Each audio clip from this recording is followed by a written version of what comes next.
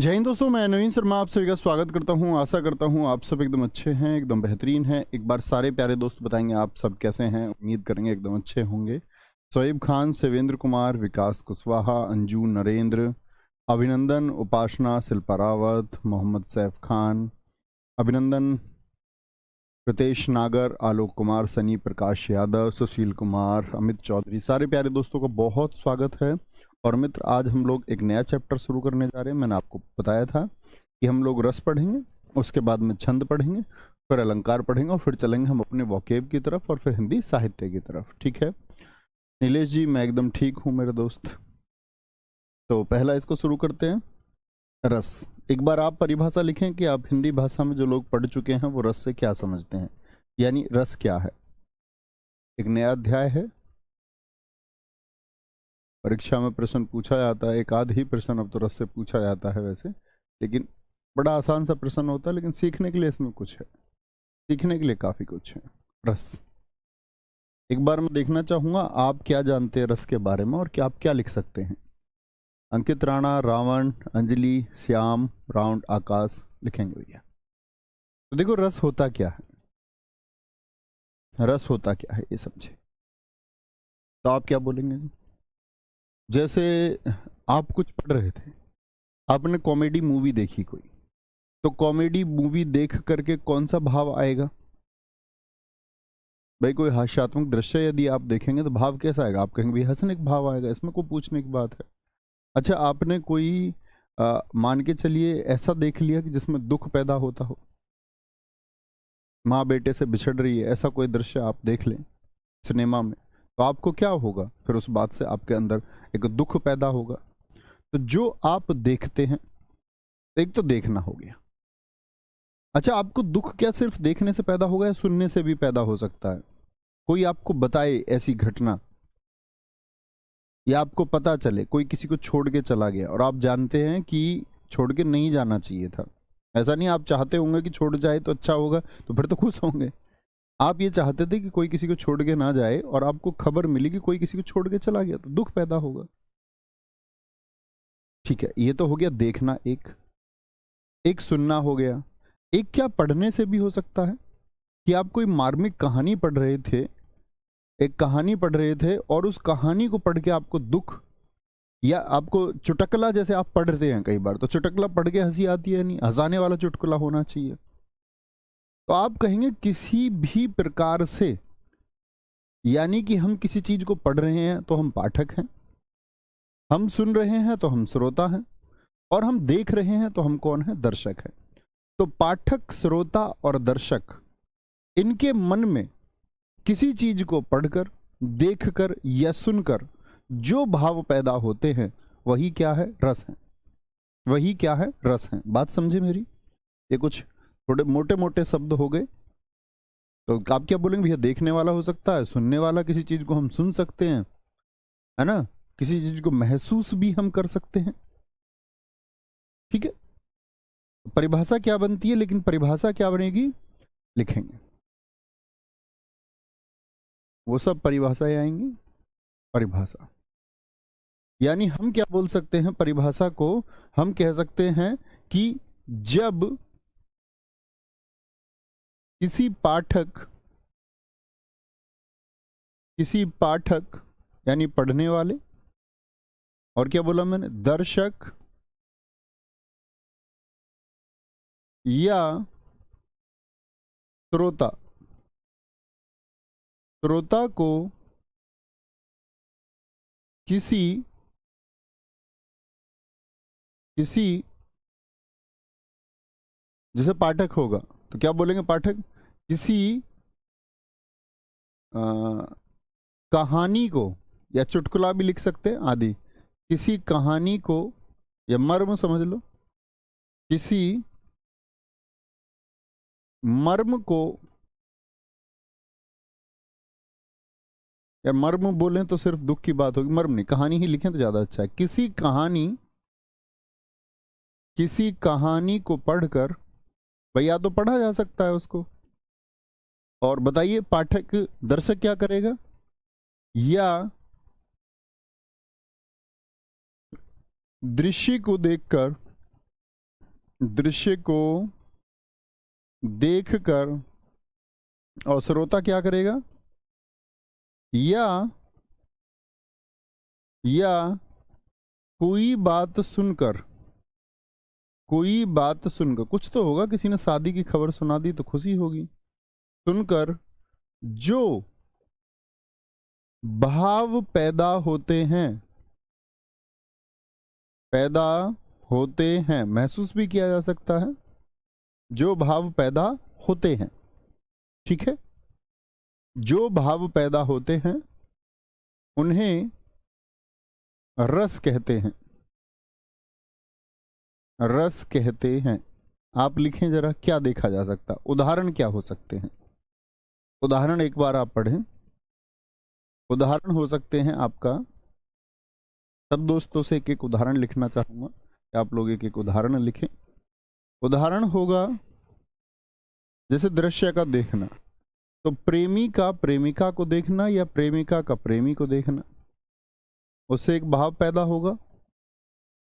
प्रेमी का प्रेमिका को देखना, ये रस की एक उत्पत्ति है, ठीक है। कोई मजेदार चुटकुला पढ़ना, मजेदार चुटकुला पढ़ना, चुटकुला पढ़ना। अचानक से मुड़ने पर शेर को अपने सामने देखना, अचानक से मुड़ने पर, मुड़ने पर क्या, दूर से भी शेर देखोगे तो एक भाव पैदा होगा। मुड़ने पर अपने पीछे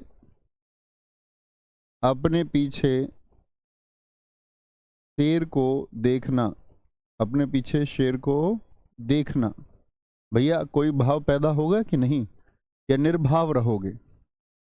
भैया यूपी कांस्टेबल से पहले हो जाएगी क्या हिंदी? हाँ जी, ठीक है, बिल्कुल हो जाएगी, आराम से हो जाएगी। एक भाई कह रहा है यूपी कांस्टेबल के लिए इससे बाहर तो नहीं जाएगी हिंदी। बहुत बढ़िया, बहुत अच्छा प्रश्न ये तो आपने कर दिया।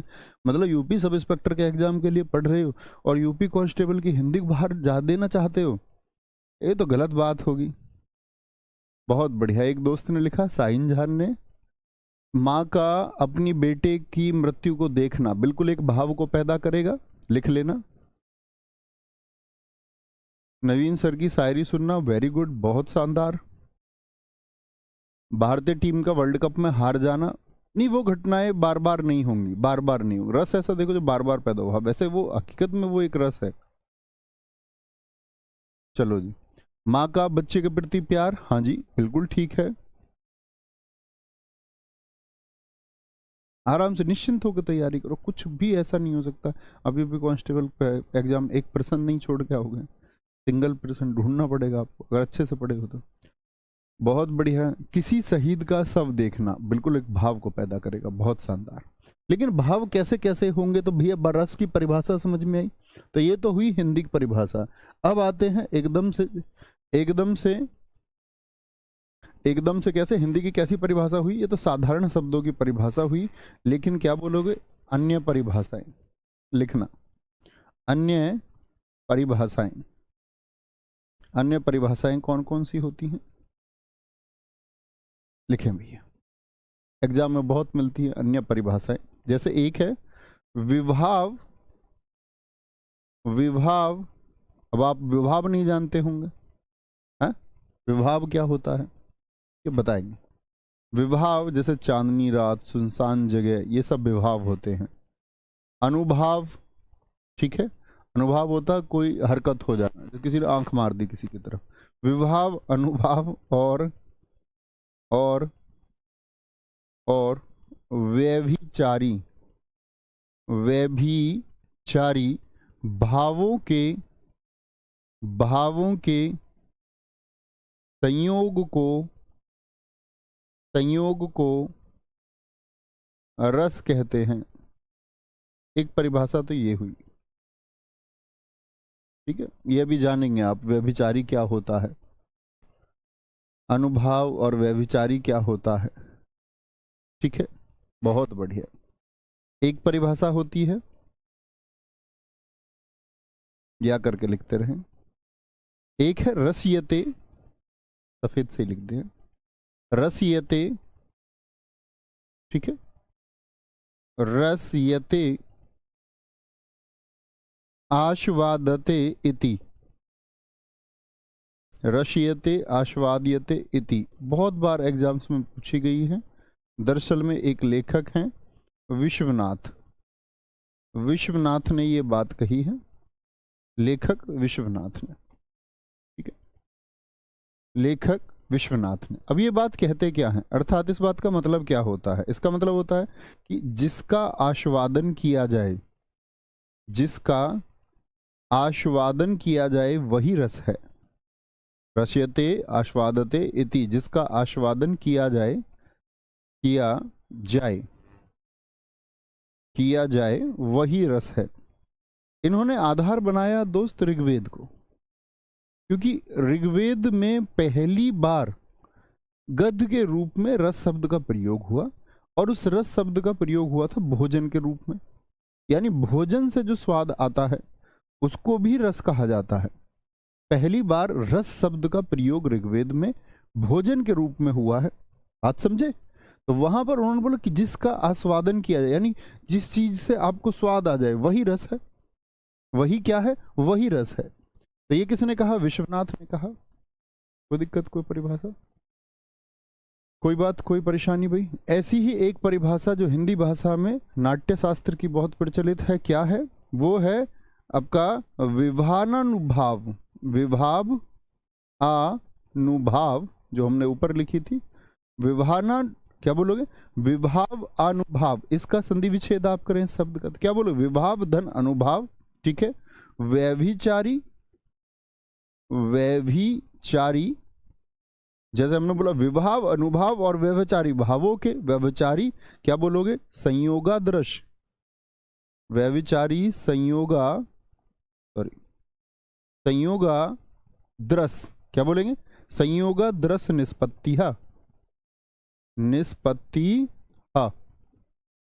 देखो ये क्या कह रहे हैं, विभाव अनुभाव और व्यभिचारी भावों के संयोग से ही रस की उत्पत्ति होती है। यही परिभाषा हमने ऊपर लिखी। मिथिलेश यादव जी बहुत अच्छा आपने लिखा है, तो क्या बोलेंगे? यही परिभाषा लिखी थी हमने ऊपर, हाँ या ना? लेकिन ये परिभाषा किसने दी? ये देखिए इसका अर्थ लिखा हुआ है यहाँ पर, संयोग से ही रस की, रस कहते हैं रस की उत्पत्ति होती है, ये भी लिख सकते हैं, ठीक, पूरी परिभाषा हो जाएगी। रस की क्या बोलोगे? संयोग से, संयोग से, ये परिभाषा यहाँ पर हिंदी अर्थ ही हो जाएगा, संयोग से रस की उत्पत्ति होती है। ऐसा नहीं है आपको पहली वाली परिभाषा वो कट करनी है, ठीक है, वो ये मैं इसका अर्थ बता रहा हूं। ये परिभाषा दी गई है मित्र हमारी किसके द्वारा? नाट्य शास्त्र में। क्या बोलोगे? नाट्य शास्त्र में। नाट्य शास्त्र के बारे में आप जानते होंगे। नाट्य शास्त्र में भरत मुनि ने, भरत मुनि ने, और नाट्य शास्त्र क्या है? एक काव्य शास्त्र है, यानी काव्य के रूप में, गद्य के रूप में नहीं है। तो अगर मैं बोलूं कि काव्य के रूप में रस का इस्तेमाल, मैंने बोला गद्य के रूप में तो ऋग्वेद में हुआ, लेकिन मैं बोलूं काव्य के रूप में रस शब्द का इस्तेमाल सबसे पहले कौन करते हैं? भरत मुनि करते हैं, भरत मुनि, ठीक है। अब भरत मुनि क्या कहते हैं बताएंगे जरा। उन्होंने कह दिया अनुभाव, विभाव और व्यभिचारी भावों के संयोग से ही रस की उत्पत्ति होती है। कोई दिक्कत, कोई परेशानी? यहां तक हमको कोई दिक्कत? अच्छा, नाट्य शास्त्र के बारे में आप सब लोग जानते होंगे। दरअसल में नाट्य शास्त्र दोस्त हमारा एक ऐसी पुस्तक है जो भारत में मतलब बहुत लोकप्रिय है। इसको पंचम वेद भी कहा जाता है, पांचवा वेद भी इसको माना जाता है, पंचम वेद। हालांकि वेदों की संख्या आपसे कोई कहे तो आप कहेंगे 4, लेकिन पंचम वेद की संज्ञा किसको दी जाती है? तो वो नाट्य शास्त्र को दी जाती है। और इसी नाट्य शास्त्र में हमारा किसको वर्णन मिलता है? हमको वर्णन मिलता भारतीय शास्त्रीय नृत्य का। तो नाट्य माने डांस हो गया, भारतीय शास्त्रीय नृत्य यानी जो इंडियन आपका क्लासिकल डांस है। आप सब लोग जानते होंगे भारतीय शास्त्रीय नृत्यों की संख्या 8 है। अब तो जो संगीत आपका अकादमी है वो 9वें को भी अभी घोषित कर जाएगी बहुत जल्दी, 6 को। अर्धशास्त्रीय नृत्य उसको घोषित कर दिया, अभी हुआ नहीं है, कर देंगे। तो भारतीय शास्त्रीय नृत्य की जानकारी का एक ग्रंथ है कि जानकारी हमको किससे मिलती है, नाट्य शास्त्र से मिलती है, ठीक है। अब बात आई, लेकिन भैया हम डांस की तो बात नहीं कर रहे। अच्छा, आप किसी का डांस देखोगे तो एक भाव अंदर पैदा होगा या नहीं? किसी ने बहुत शानदार डांस किया, कोई कोई कॉमेडी का डांस कर देता, ताऊ तुमने देखा हो बारात में, है ना, नाचते हुए ताऊ जी बड़ा गजब डांस कर जाते, कोई कोई ताई अच्छा डांस कर जाती है, मतलब मजा आ जाए डांस से भी। तो डांस भी भाव को पैदा करेगा, हाँ या ना? तो आप कहेंगे जी हाँ। तो भैया ये जो नाट्य शास्त्र कहता है, इस नाट्य शास्त्र का जो छठा अध्याय है वो बताता है आपका किसके बारे में, रस के बारे में। जूस मत लिख लेना इसको अंग्रेजी वाले। और जो सातवां अध्याय है वो बताएगा भाव के बारे में, कि भैया भाव कितनी तरह के होते हैं, कैसे भाव होते हैं, ये बताता फीलिंग्स के बारे में, देख के कैसा भाव पैदा होगा, ठीक है। नाट्य शास्त्र के बारे में कोई बोले तो कब लिखी गई, तो आप कह सकते हैं 1ली से 4थी शताब्दी के बीच में लिखी गई पुस्तक थी, नोट कर सकते हैं, 1ली से 4थी शताब्दी के बीच लिखी गई पुस्तक थी, ठीक है। और इसके कुल 36 अध्याय हैं, जिनमें छठे अध्याय में रस और 7वें अध्याय में भाव को बताया गया है। कुल अध्याय की संख्या भी आप लिख सकते हैं 36 है, ओके। एक परिभाषा हुई जी किसकी, आपका नाट्य शास्त्र में, जो भरत मुनि ने लिखी। अच्छा, एक परिभाषा और है, इनकी परिभाषा है जी, वह है सरते इति रस है, सरते इति रस है। ये किन महानुभाव ने दी? आप कहेंगे ये परिभाषा दी जी उद्भट ने। किसने? उद्भट ने। उद्भट ये क्या कहते हैं, जो सरते मतलब जो प्रवाहित होता है, यानी जो प्रवाहित होता है वही रस है, जो प्रवाहित होता है, जो प्रवाहित होता है वही रस है। वही क्या है? इनके अनुसार जो भी कुछ आपके अंदर भाव पैदा हो जाए वही रस है, समझे? तो कहने का मतलब है रस के बारे में आपकी समझ जरूर विकसित हुई होगी। जी हाँ, बहुत बढ़िया। हाँ, मैं बड़ा गजब का डांस करता हूं। यार तुम क्यों मजे लेते हो सुबह सुबह भाई? आ गया सर, मैं एसआई के बैच से पढ़ रहा हूँ। अब भाई तुम यार इतने बैच क्यों खरीदते हो? अरे यूपी कांस्टेबल का बैच ले, यूपीएसआई वाले बच्चों को यूपी कांस्टेबल का बैच लेने की बिल्कुल जरूरत नहीं है, कोई भी आवश्यकता नहीं है भाई। सेम रीजनिंग है, आप यूपी कांस्टेबल से कई गुना अच्छा मैथ पढ़ रहे हैं, आप कई गुना अच्छी रीजनिंग पढ़ रहे हैं। आप यूपी कांस्टेबल की हिंदी तो देखो क्या है, हिंदी का तो स्तर बढ़ा लो कितना ही कम कर लो, लेकिन रहना सेम ये यूपी कांस्टेबल यूपीएसआई के लिए सेम ही है, डिक्टो एकदम, है ना? कोई दिक्कत, कोई परेशानी? किसी भी विषय के लिए आपको अलग से कोर्स लेने की जरूरत नहीं है, यूपीएसआई से सारी चीजें फुलफिल होती हैं, मेरे कहने से मत लेना, इसी में मेहनत करो। देखो बहुत सारे बच्चे ऐसे होते हैं, हमारा खाकी बैच था, बच्चों ने शिद्दत से उसको पढ़ा और यूपी की कांस्टेबल की भर्ती तो आई नहीं, तब बच्चों के उसी बैच से सब जगह सिलेक्शन हुए, सब जगह, चाहे बीएसएफ हो, चाहे सीएसएफ हो, मिनिस्ट्रियल में, इधर उधर जितने एग्जाम्स थे, मैं कह रहा हूँ हजारों बच्चों के सिलेक्शन हुए, तो क्योंकि उन्होंने उसको ध्यान से पढ़ा। आपको मित्र क्या करना है कि जो बैच आप पढ़ रहे हो उसको बहुत ध्यान से पढ़ो, तो आपको दूसरे बैच की जरूरत नहीं होगी, है ना? तो क्या बोलेंगे? जो प्रवाहित होता है वही रस है, वही रस है। आगे आएंगे। भरत मुनि के अनुसार, भरत मुनि के अनुसार कौन सी पुस्तक इन्होंने लिखी? भरत मुनि के अनुसार रसों की, क्या बोलेंगे, संख्या जो है, पूछा जाता है, बहुत इंपॉर्टेंट है। भरत मुनि के अनुसार रसों की संख्या कितनी है? भरत मुनि के अनुसार रसों की संख्या 8 है। अच्छा, अगली बात, भरत मुनि के अनुसार, ठीक है, ये तो ही भरत मुनि के अनुसार, लेकिन याद रख लेना यदि परीक्षा में प्रश्न आए, लेकिन रसों की कुल संख्या, रसों की कुल संख्या कितनी लिख के आएंगे भैया? आप लिख के आएंगे कुल संख्या होगी भैया जी 9। ये 2 लाइन में हमेशा आपको लिखाता हूं इसी एक बात के लिए, क्योंकि बच्चा गलती कर देता है। जब तक आपसे ये ना पूछ ले कि भरत मुनि के अनुसार रस कितने हैं, तब तक भैया 9 मत लिखना, ठीक है? मतलब तब तक 9 लिखना है। अगर यदि उसने शब्द का इस्तेमाल कर दिया भरत मुनि के अनुसार रसों की संख्या, तो आप क्या लिखेंगे? 8 लिखेंगे। अगर उसने नाम लिखा भरत मुनि के अनुसार और हम पूछे लेकिन रसों की कुल संख्या, तो क्या बोलेंगे? भैया 9 होती है, ठीक है? अच्छा, फिर आते हैं रस का शाब्दिक अर्थ क्या होता है, बताएंगे। रस का शाब्दिक अर्थ मतलब अगर भैया पूछना चाहिए शब्द का अर्थ क्या है, इतनी देर से हम इसका नाम ले रहे हैं। रस का शाब्दिक अर्थ है आपका, क्या बोलोगे, जॉय, आनंद, आनंद की अवस्था, क्या बोलोगे, आनंद, ये रस होता है। फिर उसमें हम आगे विभेद करेंगे, ठीक है। फिर आते हैं आगे हम, जो रस है वो क्या कहलाता है, नोट कर लेना, रस काव्य की प्राणात्मा कहलाता है। रस काव्य की प्राणात्मा कहलाता है। जो दोस्त हमारे खाकी बैच वाले हो अपने नोट्स खोला रखा करो हमेशा, ऐसा नहीं कि अलग से नोट्स बनाने हैं, बैठ के आराम से देखा करो उनमें जो कोई करेक्शन हो ना वो कर लिया करो। रस काव्य की प्राणात्मा कहलाता है। बहुत बढ़िया, हाँ बिल्कुल, आपको प्रैक्टिस सेट जो चलता है कांस्टेबल वाला उसमें आप ज्वाइन कर सकते हैं, करना चाहिए आपको। सेम हिंदी है भाई, सेम हिंदी, अच्छी प्रैक्टिस हो जाएगी। रस काव्य की प्राणात्मा कहलाता है, ये किसने कहा, और एक है आपका इसी में, रस काव्य की प्राणात्मा कहलाता है। और जो हमारा क्या बोलेंगे श्रृंगार रस है, श्रृंगार रस एक आएगा, वहां भी लिख सकते हैं इस बात को।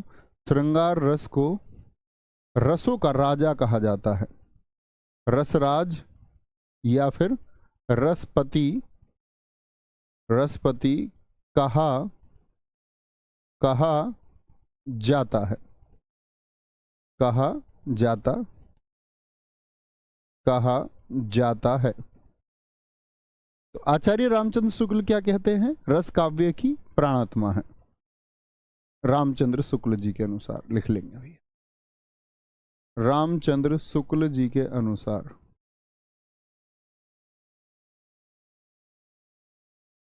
रामचंद्र शुक्ल जी के अनुसार, बोलो भाई। सर रस तो 9 लिखे हैं बुक में, सर्वेश कुमार जी मैंने भी 9 ही बताए हैं, आप खो गए हैं शायद कहीं। ये देखो मैंने भी तो 9 बताए, मैंने कहा अगर भरत मुनि नाम दिख दे तो आपको कहना है 8, है ना। चलो भाई, बेटा यहाँ आप यूपी कांस्टेबल बात ना करें, सिर्फ पढ़ने के लिए आप आए हैं, अध्यापकों से पढ़ने की बात करें। उस बात के लिए हमने हेल्पलाइन नंबर दिया हुआ है, उस पर बात करो, ठीक है, कोई दिक्कत। यहां सिर्फ पढ़ने के लिए आओ, वो अध्यापकों का काम है पढ़ाने का, उनका काम कोई और नहीं है। यूपी कांस्टेबल जी जीएस का प्रैक्टिस सेट कब चलेगा, हिंदी का कब चलेगा, सारे बच्चे कांस्टेबल पे आ गए एकदम से। अच्छी बात है, जो रिसेंट का एग्जाम हो आप लोगों को देना चाहिए, और आप क्वालिफाई भी करेंगे, बड़े आराम से करेंगे। लेकिन जब पढ़ रहे हो तभी तो करोगे, नहीं तो मैं यहाँ अन्य बातें करता रहूं कि जीएस प्रैक्टिस सेट कब चलेगा, हिंदी प्रैक्टिस सेट कब चलेगा, तो ये आप पढ़ नहीं पाओगे, सीख नहीं पाओगे, तो सिलेक्शन लेना नहीं है तुमको, तभी तो आप भटकी हुई बातें कर रहे हैं। यहाँ ये पढ़िए, जब एक सही समय होगा हम आपके लिए प्रैक्टिस सेट हिंदी का और जीएस का या बाकी सब चलते ही यार, उन चीज़ों का ख्याल रखने के लिए हम हैं, आपको उनके लिए चिंता नहीं करनी है, तो एनर्जी ही वेस्ट करनी है आपको, तो अपनी सही टाइम से हम अपना आप चला देते हैं, ठीक है, कोई दिक्कत कोई परेशानी। अच्छा, श्रृंगार रस को अगर मैं बोलूं रसराज या रसपति कहा जाता है, किसने कहा है भैया, भोजराज ने कहा है। किसने कहा है, भोजराज ने, भोजराज ने कहा है, क्या बोलेंगे, भोजराज ने कहा है, कोई दिक्कत कोई परेशानी। आगे चलते हैं भैया, अगली बात आती है हमारी, हाँ हाँ यार अपने कॉन्फिडेंस पर रुका करो थोड़ा सा, ये क्या होता है अगर यूपीएसआई पहले आती सारे कांस्टेबल दरोगा बनने के लिए चल देते, अब सारे दरोगा कांस्टेबल बनने के लिए चल दिए, तो मैं सोच रहा दरोगा कौन बनेगा फिर ठीक है, कोई नहीं, एग्जाम है अभी, पहले तो उसको भी देना है आप लोगों को, क्योंकि जॉब अर्जेंट है, ऐसी किसी जिद से आपको नहीं बैठना है लेकर के कि नहीं भैया मैं तो यूपीएसआई की तैयारी कर रहा था तो यूपीएसआई का ही एग्जाम दूंगा, ठीक है। आगे रस के अंग आएंगे, रस के अंग, रस के कितने अंग होते हैं मैं आपसे पूछूं, तो आप कहेंगे रस के भैया 4 अंग होते हैं कुल, बहुत पूछा जाता है, इंपोर्टेंट मार्क करना। 4 अंग कौन कौन से होते हैं, एक होगा स्थाई भाव, स्थाई भाव, ठीक है। स्थाई भाव, स्थाई ठीक लिखा हुआ शब्द मैंने, जरा देखना। स्थाई भाव कितने होंगे हिंदी में? 9 होंगे। आपसे पूछे अनुभाव कितने होंगे? अनुभाव आप कहेंगे अनुभाव भैया जी 4 होंगे। मैं आपसे पूछूं विभाव कितने होंगे? विभाव कितने होंगे? आप कहेंगे विभाव भैया 2 होंगे।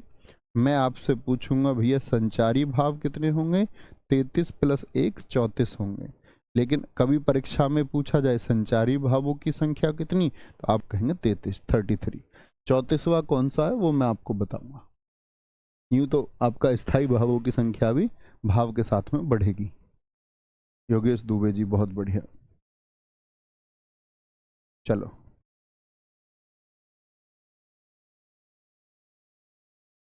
कोई दिक्कत? रस के अंग होंगे, कितने होंगे? रस के अंग होंगे। क्या होंगे? पहला स्थाई भाव होगा 9 होंगे, अनुभाव 4, विभाव 2 और संचारी भाव 33।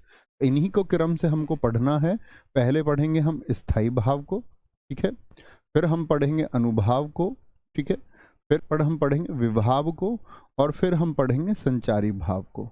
बहुत सारे दोस्तों का प्रश्न था मेरे पास में, मैसेज भी थे, उन्होंने कहा भैया हमने यूपीएसआई बैच लिया हुआ था और यूपी कांस्टेबल के पेपर से पहले हिंदी पूर्ण हो जाएगी। तो मैं उन दोस्तों को बताना चाहता हूँ आराम से हो जाएगी, ठीक है।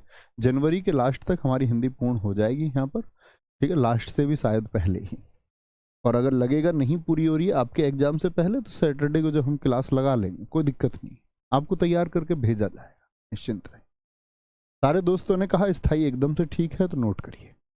पहले हम आते हैं स्थाई भाव पर, यानी स्थाई को मैं ऐसे भी लिख सकता हूं, कोई दिक्कत तो नहीं, बिल्कुल ठीक है भैया, ये भी दोनों ही सही है, हम सीख चुके। वह भाव जो जो काव्य में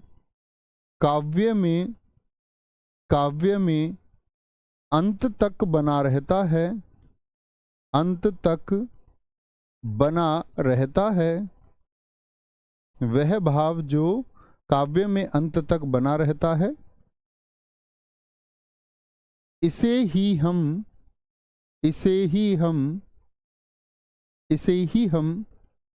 प्रधान भाव, मुख्य भाव कहते हैं। यानी कि किसी दृश्य को जब आप मित्र देखेंगे तो एक भाव ऐसा होगा जो अंत तक यानी स्थायी बना रहेगा। क्या बना रहेगा? स्थायी बना रहेगा, और वो रस के साथ में ही आता है, ठीक है। जैसे हम बात करें स्थायी भाव मैंने कितने बताए? 9 होंगे। तो 9 स्थायी भाव किसके लिए होंगे? 9 रस के लिए होंगे, ठीक है, 9 रस के लिए होंगे। जैसे हम अगर देखें क्या आपके कौन कौन से, इधर आप रस लिख लेंगे, इधर स्थायी भाव, किस रस के लिए कौन सा स्थायी भाव होगा? रस है, और इधर क्या है? इधर आपका स्थायी भाव है। देखना, जैसे मैं आपसे बोलूं कि एक रस है आपका श्रृंगार रस, जो प्रेम की अवस्था में भी होगा, जो प्रेम की अवस्था में भी होगा और आपका बिछुड़ने की अवस्था में भी होगा। 2 तरह का श्रृंगार रस होता है। तो श्रृंगार रस में एक तो होगा संयोग, और एक होगा आपका वियोग। क्या होगा? वियोग होगा। इसके बारे में हम पढ़ेंगे, किसको विप्रलंब भी कहते हैं, ये हम आगे पढ़ेंगे। तो लेकिन श्रृंगार रस का स्थायी भाव क्या होता है? देखो, जब प्रेमी और प्रेमिका मिलेंगे, दोनों आप उनका दोनों का मिलन होगा, या वो दोनों मिलने आए हैं कहीं प्रेमी और प्रेमिका, तो उनके मन में भाव कैसा है? किस चीज का भाव है भैया? प्रेम का भाव होगा। जब वो लोग बिछुड़ रहे हैं तो यहां पर जो दुख हो रहा है, उस दुख का कारण भी क्या रहा है? तो वो प्रेम के कारण ही तो आज दुख हुआ, प्रेम के कारण ही तो आज दुख हुआ। तो आप कहेंगे भैया रति अर्थात प्रेम, रति किसको कहते हैं? हम प्रेम को कहते हैं। तो रति किसका स्थायी भाव है? तो आप कहेंगे रति एक स्थायी भाव है श्रृंगार रस में, चाहे वो आपका वाहे आपका संयोग हो यानी कि मिलन हो, या फिर आपका बिछुड़न हो, बात को समझे? तो क्या बोलेंगे भैया कि श्रृंगार रस, ऐसे ही सभी रस होंगे। जैसे मान के चलो किसी चीज को देख करके आपको एक हास्य रस यानी कि कोई हंसी की उत्पत्ति की बात है। एक होता है आपका करुण रस, क्या होगा आपका? करुण रस होगा। एक होता है आपका रौद्र रस, भयानक रस। क्या बोलोगे? रौद्र रस होता है। इन सब के लिए उदाहरण लिखना एक एक आप, कि भैया किस रस में, जैसे रौद्र रस कब आएगा, करुण रस कब पैदा होगा, जो बच्चे जानते हैं। ठीक है, वीर रस हो गया, वीर रस होता है। एक आपका भयानक रस होगा, भयानक रस होगा। एक होता है आपका विभत्स रस, विभत्स रस। आठवां होता है आपका अद्भुत रस, अद्भुत रस। और नवा होता है हमारा शांत रस। नवा क्या होगा हमारा? नवा होता है हमारा शांत रस। यानी कि इन सब के एक स्थायी भाव होंगे, ऐसी स्थितियों को देख करके कुछ पैदा होगा। तो बोलो हास्य रस का जो स्थायी भाव होगा वह क्या होगा? तो हास्य रस का स्थायी भाव भैया जी वह हंसी ही तो होगा, हंसी ही तो आएगी आपको। ठीक है, हास्य होगा। करुण रस का स्थायी भाव क्या होता है? कि भाई कोई पंक्ति आपने पढ़ ली जिसमें करुण रस था, तो क्या पैदा होगा अंदर? एक रस है जो शोक दुख को पैदा करेगा, दुख हो गया आपका। रौद्र रस में क्या आएगा? क्रोध आएगा, क्रोध आएगा। वीर रस है, आपके अंदर कोई वीरता की पंक्ति आपने पढ़ी तो आपके अंदर क्या पैदा होगा? आप बताएंगे, एक उत्साह पैदा होगा भैया, एक उत्साह पैदा होगा। भयानक रस है, आपने कोई भयानक स्थिति देखी तो आपके अंदर भय ही तो पैदा होगा। विभत्स रस हो आपने देखा तो क्या बोलेंगे? घृणा पैदा होगी, घृणा या जुगुप्सा। मतलब कोई काम आपने ऐसा देख लिया जो आपको गंदा लग रहा है, गंदा, अच्छा नहीं लग रहा, तो घृणा ही तो पैदा होगी। यार घृणा, ऐसा क्यों किया जा रहा है? अद्भुत रस में क्या होगा आपका? आपको आश्चर्य हो जाएगा, आश्चर्य हो जाएगा। यानी कैसी स्थिति होगी? विस्मय की स्थिति होगी, विस्मय की, विस्मय की स्थिति होगी, जिसको हम क्या नाम देंगे? आश्चर्य का नाम देंगे। शांत रस क्या स्थायी भाव होता है इसका? सम होता है, सम। यानी कि जिसको हम कहते हैं निर्वेद, निर्वेद।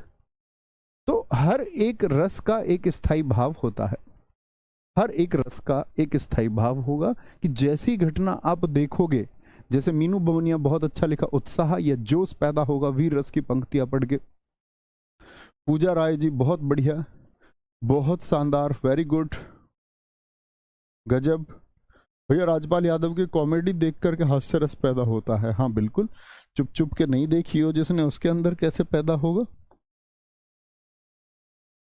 मैं लड़ूंगा शीतल से देखा तुमने राजपाल यादव चुप चुप के में वो लेके आते हैं उसको, पहलवान को, वो उसे कहते हैं कि ऐसा कौन है जो शीतल से लड़ेगा? तो राजपाल यादव सोचता शीतल कोई लड़की होगी, पहला हाथ चढ़ा के आता, कह रहा मैं लड़ूंगा शीतल से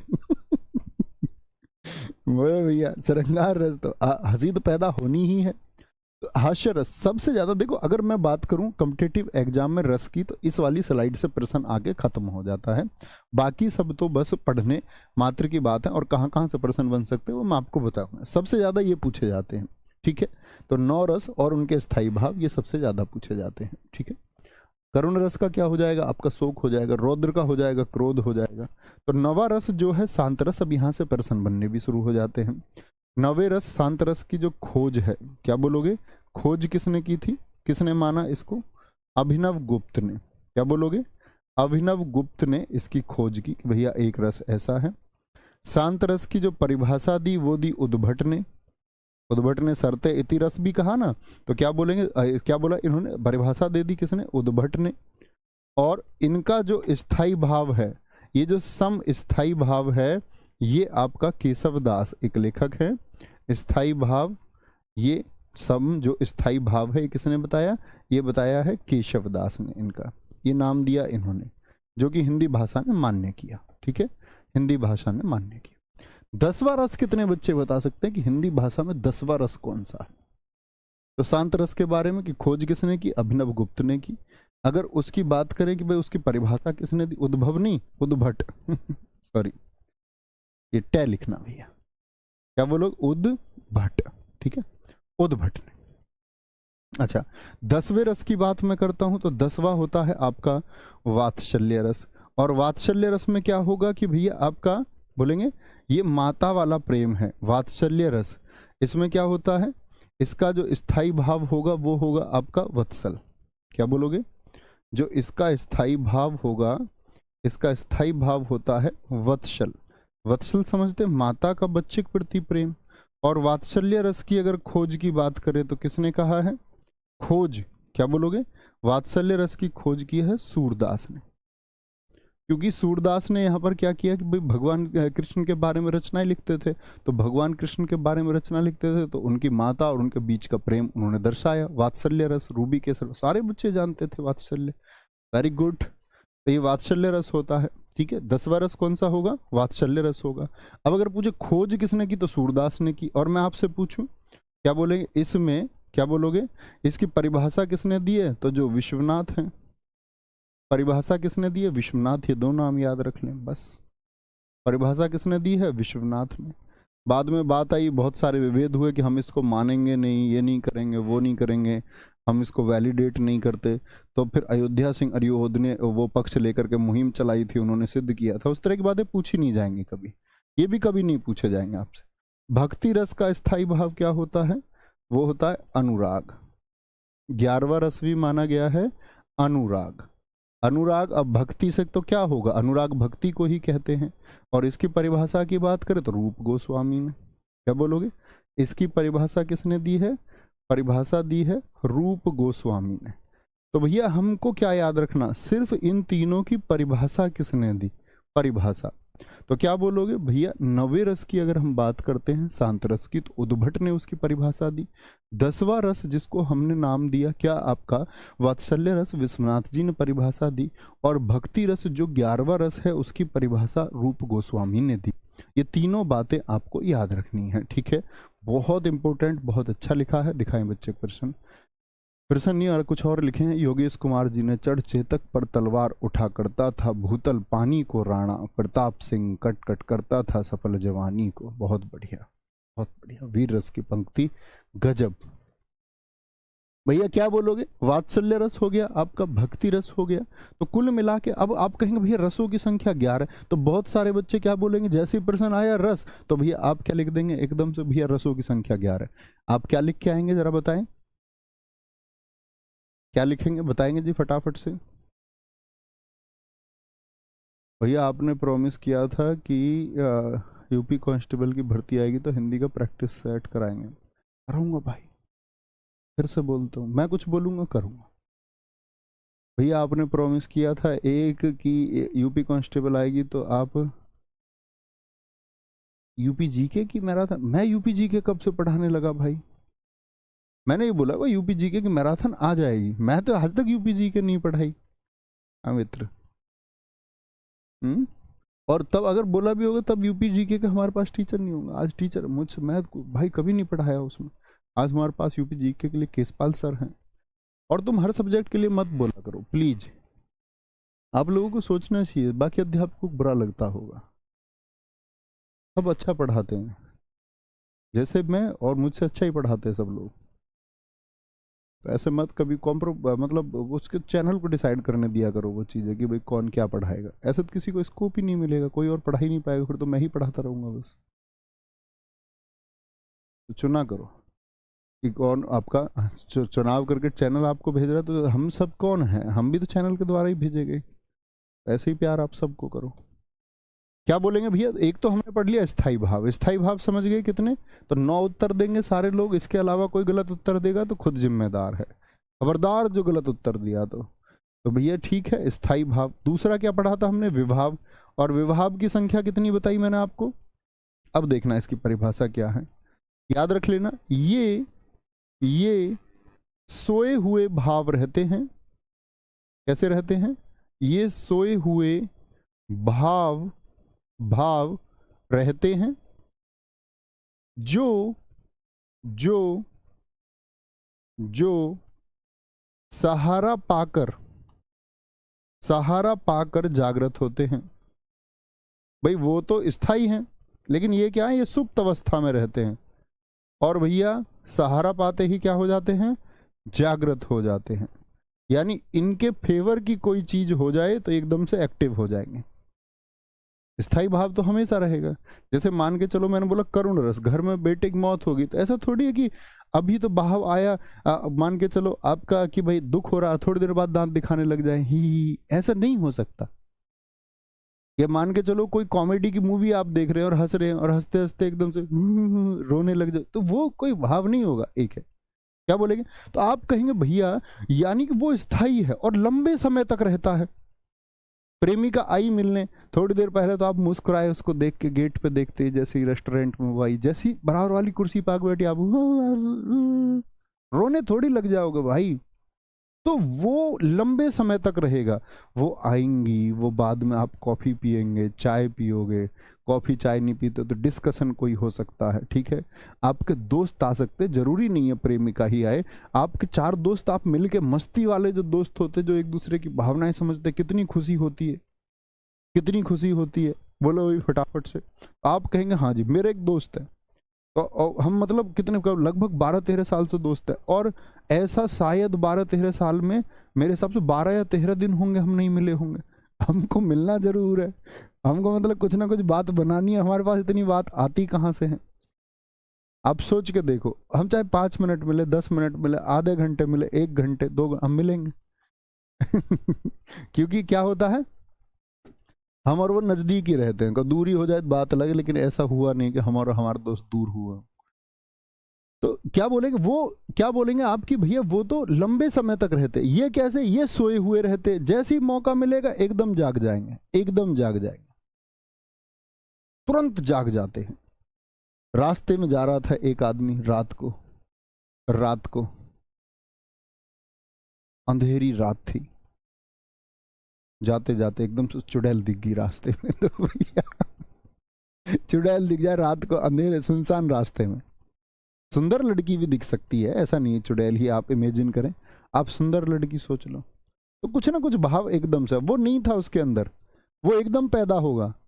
अब सुंदर लड़की उसको दिखी तो भाव अलग पैदा होगा, सुंदर लड़की की तरफ जैसे ही बढ़ेगा, अगर वो चुड़ैल बन जाए तो भैया भाव एकदम से गायब हो जाएगा, दूसरा हो जाएगा, तो मतलब लंबे समय तक नहीं रहेगा। चुड़ैल पहले दिख गई और बाद में सुंदर भी हो जाएगी तब भी डरेगा। तो क्या बोलेंगे भैया, जो सोए हुए भाव, इसमें हम बोलते हैं, क्या बोला था मैंने, विभाव, क्या बता था आपसे, अभी और स्पष्ट होगा। विभाव 2 प्रकार का होता है, विभाव 2 प्रकार का होता है। जैसे मान के चलो लड़की ने मेकअप किया हुआ है, 2 प्रकार का होता है। अब आपने पहले कभी देखा नहीं भाभी जी को, पहली ही बार देखी मेकअप में, और दरअसल में मेकअप बस चेहरे का होता है, आप हाथों का मेकअप नहीं होता। तो तुमने मान के चलो मेकअप में देख ली पहली बार, और उससे पहले कभी देखी नहीं थी, तो भाई साहब एक भाव पैदा हुआ होगा आपके मन में, सौंदर्य को लेकर भाव पैदा होता है। लेकिन जब आपने उनको देखा, जब मेकअप उतर गया तब आपने देखा, तो एक अलग भाव पैदा होगा, इसमें कोई शक ही नहीं है। तो विभाव 2 प्रकार का होता है। अब मेरे कहने का मतलब ये नहीं है कि मेकअप को मैं कुछ मतलब क्या बोलते हैं उस पर प्रश्न चिन्ह नहीं लगा रहा हूं। तो एक तो होता है मित्र आपका आलंबन विभाव, आलंबन विभाव, ठीक है, आलंबन विभाव होगा आपका। और दूसरा क्या होता है हमारा, दूसरा होता है उद्दीपन विभाव, ठीक है, क्या बोलोगे, उद्दीपन विभाव, जगह छोड़ के लिखना थोड़ी सी, उद्दीपन विभाव होता है, इसको समझे। देखो आलंबन विभाव क्या होता है, ये 2 प्रकार का होता है, एक तो होगा इसमें आपका आश्रय और एक होगा विषय। एक होता है इसमें आश्रय, आश्रय आलंबन, ठीक है, और एक होगा इसमें विषय आलंबन। अब ये दरअसल में होते क्या है, देखना जरा ध्यान से। आश्रय आलंबन होगा आपका दोस्त किसके लिए, जो देख रहा है उसके मन में होगा। क्या बोलेंगे, आश्रय आलंबन क्या होगा, जिसके मन में उत्पन्न हो, जिसके मन में, मैं आपसे पूछूंगा अभी प्रश्न दे करके, जिसके मन में उत्पन्न हो। अब वो कौन होगा, कोई भी हो सकता है, यानी वो हीरो भी हो सकता है, अरे भैया हीरोइनी भी हो सकती है। हीरोइनी नहीं बोलते, पहले हम बोलते थे एक्टरनी, जब हमको पता नहीं था एक्टर का फेमिनाइन क्या होता, एक्ट्रेस होता है। तो हम एक्टर नहीं कहते थे उसको तब, एक्टर का एक्टर नहीं कह रहे, उसमें फिल्म में एक्टर नहीं बढ़िया है। विषय आलंबन क्या होगा? जिसके जिसके क्या बोलोगे? जिसके मन में तो हो गया आश्रय, जिसे देखकर पैदा हो, जिसे देखकर देखकर उत्पन्न हो, जिसे देखकर उत्पन्न हो, तो वो भी क्या हो सकता है? नायक या नायिका कोई भी हो सकती है। भाई देखने वाली हीरोइन भी हो सकती है और देखने वाला हीरो भी हो सकता है। और जिसको देख रहे, अगर हीरोइन देख रही है तो हीरोइन को देख के भी हो सकता है आजकल तो, लेकिन हीरोइन के मन में ज्यादातर हीरो को देख के पैदा होगा, नायक के मन में नायिका को देख के पैदा होगा। अब तो कई बार ऐसा भी हो सकता है, अगर आप सोचो 377 की बात, नायक नायक को देख के खुश हो जाए, आजकल दिखाते भी फिल्मों में बड़ा। आप कहेंगे पॉसिबिलिटी कुछ भी है, लेकिन आपको पहचानना है। जैसे मैं बोलूं, जैसे मैं बोल दूं सुनील सुनील प्रिया को देखकर, प्रिया नहीं, सुनील शेट्टी और वो क्या नाम है उसका, शिल्पा, सुनील शिल्पा को देखकर, शिल्पा को देखकर देखकर मोहित हो गया। सुनील शिल्पा को देखकर मोहित हो गया।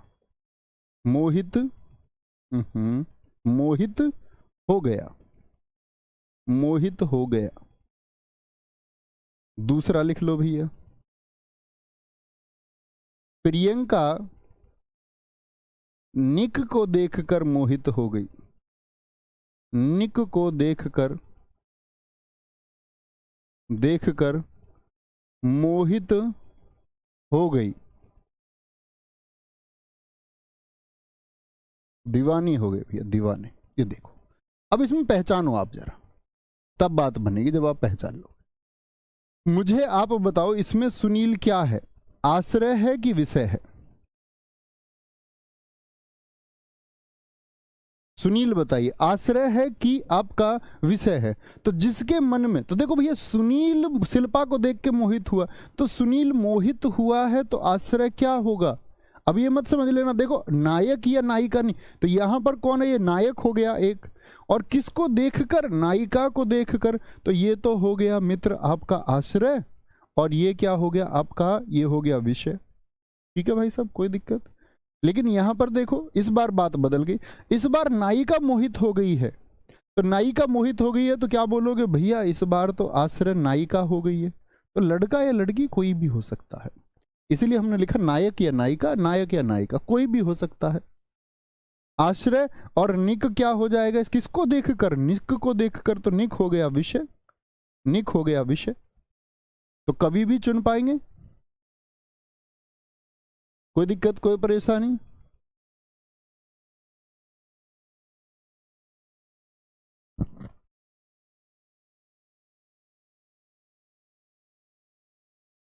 कोई परेशानी भाई?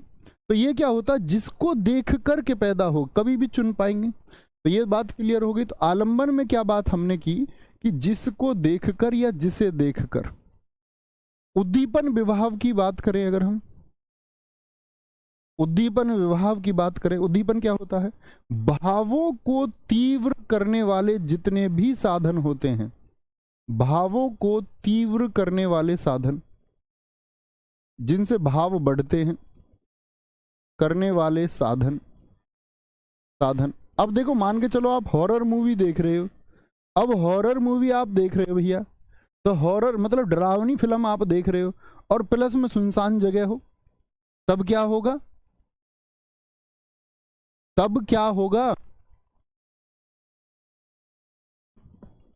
तो तब क्या होगा? भावों को तीव्र करने वाले जो होंगे साधन, तो आप कहेंगे भैया सुनसान जगह डरा ही देगी, और प्लस में हॉरर मूवी और देख लेना, सुनसान जगह क्या कर देगी? भावों को तीव्र कर देगी। प्रेमिका है, अब कुछ भैया जैसे मूवीज में दिखाते बारिश हो रही है, चांदनी रात है, तो क्या होगा? भाव बढ़ेगा। अंधेरी रात है, डर बढ़ जाएगा। अंधेरी रात है, अंधेरी रात है, चुपचाप जा रहे थे आप रास्ते में, एकदम से उल्लू की आवाज आ गई, उल्लू की आवाज रात में, रात में उल्लू की आवाज, ठीक है, क्या बोलोगे? सरसराहट, सरसराहट हो गई, कुछ डर जाओगे। एकांत, एकांत, ठीक है। बरसात, प्रेम को बढ़ाएगी बरसात। बोलो क्या बोलोगे? रिमझिम बारिश, रिमझिम बारिश, रिमझिम बारिश। है कुछ नहीं, मान लिया। जैसे खिलता गुलाब, जैसे जैसे शायर का ख्वाब, जैसे उजली किरण, जैसे वन में हिरण। ठीक है, क्या बोलेंगे?